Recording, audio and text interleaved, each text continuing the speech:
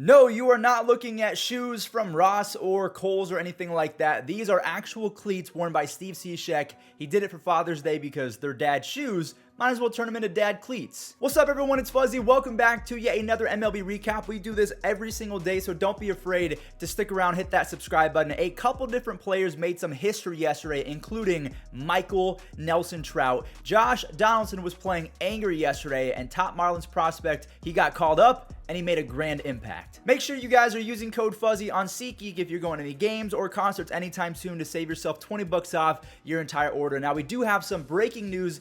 Oneil Cruz is finally being called back up. He made his debut in 2021. He started off the year in AAA to work on his outfield defense. He's a 6'7" shortstop. He played 42 out of his 55 games at shortstop, so that whole "you need to work on his outfield defense" was kind of fluff. He had 9 home runs and 11 stolen bases in those 55 games. I cannot wait. Now let's talk about the Pirates game because there was some history in this one, ladies and gentlemen. So sit back and learn something new. Hoyt Park, the piece that came over in the Clay Holmes trade along with Diego Castillo, he goes yard. That trade has kind of been a dud for Pittsburgh, but that's not the point of today's recap because they 100% did well on this pick. Rookie Jack Sawinski socked a home run in the third, then again in the fourth, so that's a multi-home run day, but we'll talk about where he makes history in just a moment. Mitch Keller might be figuring it out right before our very own eyes. He tosses 6 solid innings and now owns a 3.5 ERA over his last 7 games. Thairo Estrada momentarily scares Pittsburgh fans, but the 23-year-old phenom says, "Do not fear." That's his 3rd home run of the day, and he became the first rookie in Major League Baseball history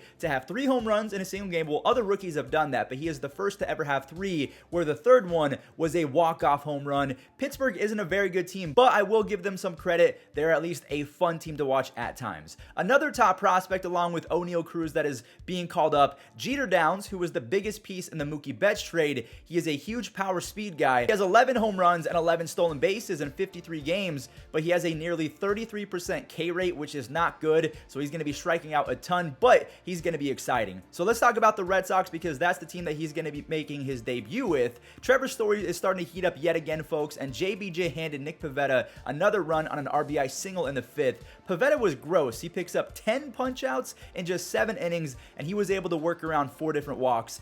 Rob Reschneider grabs an RBI, and Christian Vasquez is finally showing a little bit of pop. That's his 3rd. And before we close this one out with another Tanner Houck save, Juan Yepez has been mashing baseballs all year long. I mean, between Yepez, Donovan, Gorman, Liberatore, the St. Louis Cardinals are really relying on that farm system. They still take the L, but I like that approach, and I give credit to a lot of teams for actually bringing up their better prospects to begin the year.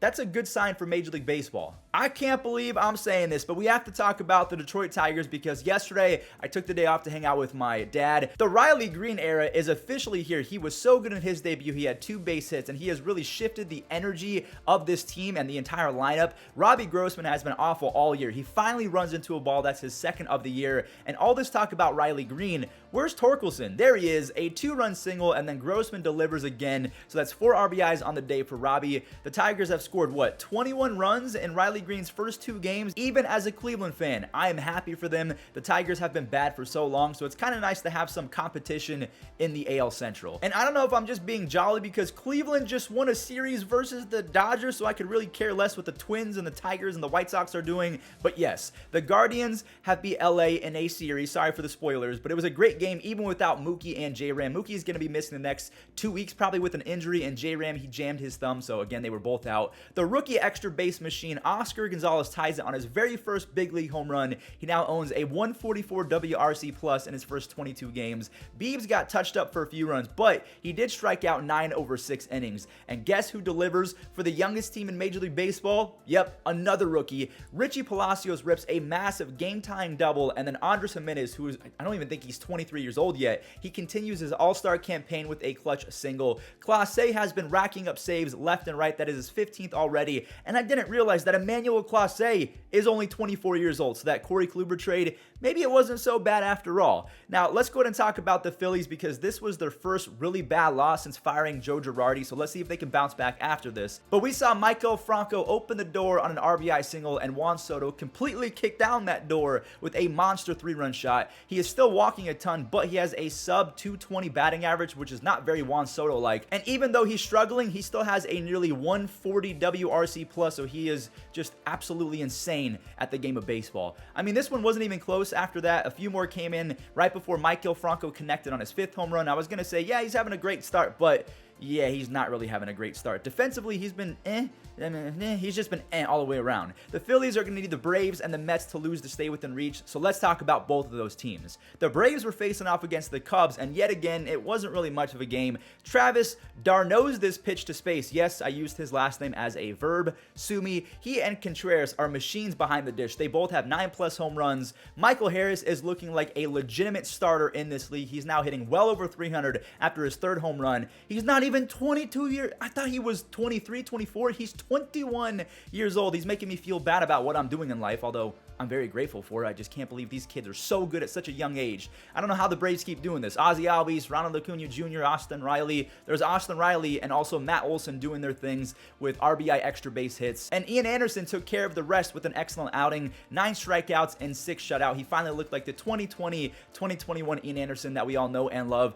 The Braves, another young team that they just keep getting better and better. So the Braves won. Let's check out the Mets game. Sandy Alcantara is trying to go 7+ innings with 2 earned runs or fewer for the 8th consecutive start, and it wasn't looking all that great after the RBI single to Francisco Lindor. JK, it's looking fantastic because rookie Gerard Encarnacion belts his first home run, grand slam, and collected his first base hit all in the same swing. He ate the minors alive, and I couldn't be happier for him considering it was on Father's Day, and yes, his father was in attendance. Sandy allows 2 earned runs over 8 innings, so he has gone 7+ 9 times this year, which is tied with teams, organizations like the Brewers and the Angels. Now, staying with the Marlins and rookies hitting their first career home runs on their first base hit 19 years ago today. Miguel Cabrera, if you don't remember, he was on the Marlins. He did exactly that. Made the play. Into center. Ball Deli. Going back. Still going back. Oh! Out of here. Welcome to the big leagues. You can smile. That's okay. The Tampa Bay Rays, the Baltimore Orioles, let's dance. Okay, well, actually, there wasn't much dancing because only 3 runs total scored in this game. The first 2 by Baltimore. Anthony Santander, this dude has 12 home runs and 33 RBIs and an insane 135 WRC plus. He is a monster. Mullins placed McKenna on a double, so if you do the math, the Orioles come away with a W as Tampa can only muster 1 run. Jorge Lopez grabs his 11th save, and the Baltimore Orioles, they always seem to be very annoying and pesky against AL East teams, and then they're kind of bad against every other team in Major League Baseball. Now, speaking of the AL East, the 2 powerhouses right now, the Toronto Blue Jays and the Yankees faced off. Vladdy Jr. was up for the challenge. He shuts up Yankees fans for just a second with a 2-run blast to bring in both himself and Bo Bichette. Donaldson channels his rage after getting hit by a pitch. He throws the bat, and then he uses that rage to pimp a 415-foot moonshot. New York ends up with a 6-2 lead, and in steps George Springer.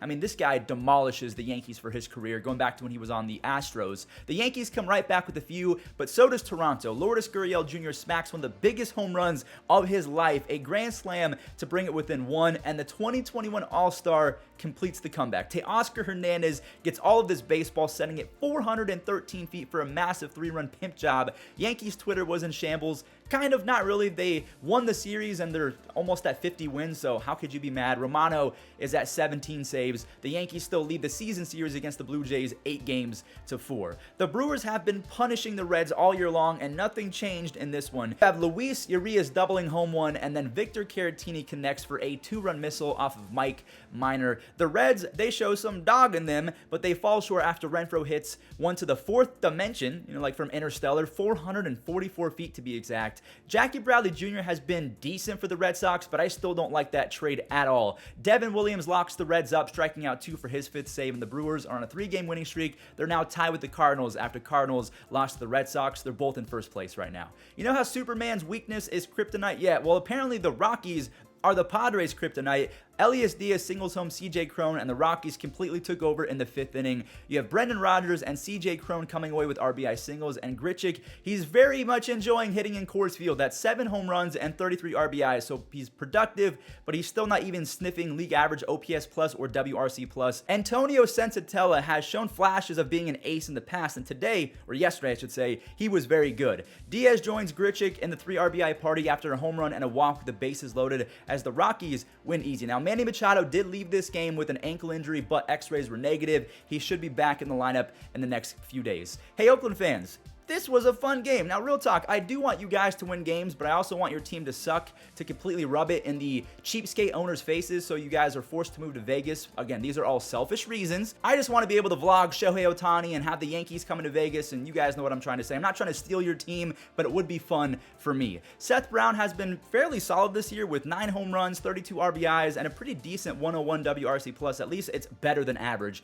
You have Jared Koenig, did his absolute best to keep Oakland in with nearly 6 shutout frames. Good for him. I hope he had a steak dinner after that amazing start. Either way, Sean Murphy helped his lead feel a little bit more safe. Do we think he gets shipped? He's a stud defender with 8 home runs, 20 RBIs. I mean, those kinds of catchers don't grow on trees, and the Oakland A's do have Shea Langoliers, so maybe they can move on from Sean Murphy and get a haul for him. I really hope that MLB The Show is watching, because Mike Trout says, "Give me that," and I cannot believe his stats. I audibly gasped by looking at his 2022 stats, because I thought he was like 15, 16 home runs, and that's mostly because he just endured the worst slump of his career not too long ago. He has 21 home runs and a near 200 WRC+, and I think he's top 5 again in WAR, the greatest player of my generation, and it's not even close. Kenny Rosenberg almost went 5 shutout innings for the Angels, and the Halo staff didn't allow a single run in this one. Max Stassi and Walsh extend the lead, but now I got to talk about some history. So Mike Trout, with that home run, he gave his team the lead, which was technically a game-winning home run. He is the first player ever to have 4 game-winning home runs to put his team ahead in one single series. No player has ever done that. Mike Trout is not human. I mean, honestly, every time I see the guy play, he makes me want to shed a tear because he's that good. Christian Walker cannot be stopped. 18 home runs, 30 RBIs, and this is all with being the unluckiest hitter in Major League Baseball. He also has 9 DRS at first base. A lot of people say defense at first doesn't really matter, but if he gets luckier, if the BABIP, he's at a 181 BABIP. He has a career from 2019 to 2021. He had a BABIP of 311. So again, he is the unluckiest player in baseball and still mashing. Anyways, you just saw Pavin Smith grabbing his 9th home run, and look at Buddy Kennedy joining Gerard Encarnacion by hitting his first career grand slam on his first career home run, which was also his first base hit. Yes, his father was in attendance as well. I just love baseball so much. Merrill Kelly ate the Twins alive, 5 strikeouts over 7. Me likey what the Diamondbacks are doing. And then last but not least, a close one down in Houston. We saw Kyle Tucker doing his thing early by going up the middle for an RBI single, and the 27-year-old rookie, JJ Matijevic, belts his first career tater, and he got the baseball back. Christian Javier's breakout season continues. He holds Chicago to 2 base hits, over 1 earned run in 5 innings, and I had zero idea that Mauricio Dubon was actually on the Astros now, but here he is ripping a 2-run clutch bomb. Presley made sure the 8th inning momentum by the White Sox didn't spark up again. He doesn't allow a hit in his 13th save, and the Astros are 41-25, and it's just never a fun time facing that lineup. All right, everyone, well, that is going to do it for the games from yesterday. Let's give a few shout-outs to the super thanks. We have the D&E show just showing some extra support. I very much appreciate it. Will is asking if Cleveland will be making the postseason anytime soon, and if J-Ram is a top 150 player ever. I'm going to say yes to both. J-Ram is insanely talented, a switch hitter. He can steal 30-45 bags, hit 35-40 home runs, and he plays some pretty solid defense at third. So yes, I'm going to give him that. And then Levi Box, shout out to you. Thank you for the love. Appreciate you guys. Make sure you guys stick around, hit that subscribe button, and enjoy the web gems. Coverage starts at 12:30. First pitch is a little after 1. This one out to right field. It one hops off the wall. Tomas Nido on his way to second. Throw from Encarnacion is in time. How about that throw from right field? Hung a breaking ball. Smothered down there by Suarez. Good play. Slow roller. That's Bregman. Flips with his glove. Go ahead. Safe at first. Wow, was that impressive. Former shortstop in college at LSU. Flipped it with his glove, and then the behind third, and what a catch! Watkins just improving each and every year. He's definitely gotten better out there. Laid out to make that catch. Pop up, foul territory. Brown hustling back. Seth Brown with a basket catch. Have a day, Seth Brown. That's it. And a little pop-up, shallow left center. McCutchen coming on. Koch makes the sliding catch, and the inning is over. Be able to make a play, and that he did. Still got the wheels.